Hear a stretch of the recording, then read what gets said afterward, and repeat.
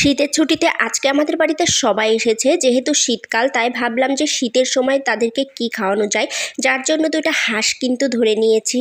নিজেদের পালিত হাঁস না, এগুলো কিন্তু পাশের বাড়ি থেকে কিনে আনা হয়েছে। সকাল সকাল হাঁস দুটোকে কিনে এনে কিন্তু এই ঘরের ভিতর আটকে রাখা হয়েছিল, এখন কিন্তু ধরে নিলাম। এই দুটোকে এখন জবাই করা হবে। হাঁস দুটো কিন্তু দেখতে মাশাআল্লাহ অনেক বড় বড় সাইজের ছিল। তারপর কিন্তু আমি খুব সহজেই দুটো হাঁসকে ধরে নিলাম, এখন কিন্তু জবাই করব। তারপরে এই তো জবাই করা হয়ে গেল। তারপর এখন আমি গরম পানি দিয়ে এটা দুইটাকে পরিষ্কার করে নেব। আর হাঁস কিন্তু গরম পানি ছাড়া পরিষ্কার করা খুবই কঠিন হয়ে পড়ে।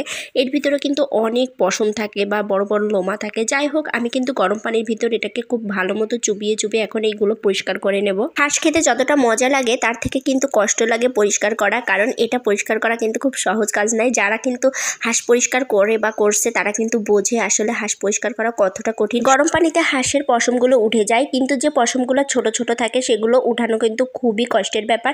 যাই হোক, আমি কিন্তু খুব সুন্দর মতন এই হাঁসগুলো ছুলে নিচ্ছি। এখন কিন্তু কাটাকাটির পালা। কোনো কিছু কাটাকাটি করতে আমার তো বেশ ভালোই লাগে, তবে হ্যাঁ, এখানে একটা হাঁসের ভিতর কিন্তু প্রচুর পরিমাণে পশম হয়েছিল, যে কারণে আমি একটু হলুদ মাখিয়ে সেটাকে পুড়িয়ে নিয়েছি। হাঁসের মাংসে কিন্তু প্রচুর পরিমাণে তেল থাকে, আর এর চামড়াটাই কিন্তু মেন। এদিকে আমার সবগুলো মাংস কিন্তু কাটা হয়ে গেছে, এখন আমি এগুলো খুব সুন্দর মতো ধুয়ে নিচ্ছি। এদিকে হাঁসগুলো কেটে ধুয়ে পরিষ্কার করে এগুলো এখন চড়াই দেব, এগুলো রান্না করতে হবে। এদিক থেকে এগুলো রান্না হতে থাকবে, আর ওদিকে কিন্তু আবার পিঠা বানানো হবে। যেহেতু শীতের সময় সবাই বাড়িতে এসেছে, সেহেতু তাদের শীতের পিঠা খাওয়াবো না তা তো আর হয় না। তো এদিকে কিন্তু পিঠা বানানো হচ্ছে। এই যে দেখেন খেজুরের গুড়, এই গুড়টা কিন্তু যশোর থেকে আনা হয়েছে, যশোর মনিরামপুর থেকে আনা হয়েছে। এই গুড়টা অনেক ভালো, আপনারা চাইলে যশোর থেকে এই গুড় আনতে পারেন। এই তো এদিকে আবার রিহানের বাবা নারকেল ছুলে দিচ্ছিল, যে পিঠায় নারকেল দিতে হবে তার জন্য। আর রিহান বসে বসে তো নারকেল খাচ্ছিল, সবাই খুব আনন্দ করতেছিলাম। আর আমার ননদ কিন্তু পিঠা বানাচ্ছিল, উনি কিন্তু পিঠা বানানোতে খুব পারফেক্ট। এদিকে কিন্তু এই দেখেন পিঠা রসে ভিজানো হয়েছে। যাই হোক মাশাআল্লাহ, এখন কিন্তু রাত হয়ে গেছে। হাঁসের মাংস, চিতই পিঠা, এখন সবাই আমরা খেতে বসেছি। আর বাড়িতে যখন সবাই আসে তখন কিন্তু খুবই আনন্দ হয়।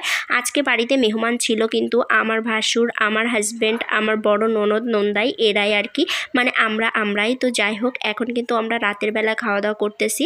আজকের ভ্লগ ভিডিওটা কিন্তু এই পর্যন্ত। আর আমার ভিডিওটা যদি আপনাদের ভালো লেগে থাকে তাহলে অবশ্যই লাইক, কমেন্টস অ্যান্ড শেয়ার করবেন। আর যারা পেজ থেকে দেখছেন তারা অবশ্যই ফলো করে দেবেন, আর যারা ইউটিউব থেকে দেখছেন তারা অবশ্যই সাবস্ক্রাইব করে দেবেন। সবাই ভালো থাকবেন, সুস্থ থাকবেন, আল্লাহ হাফেজ।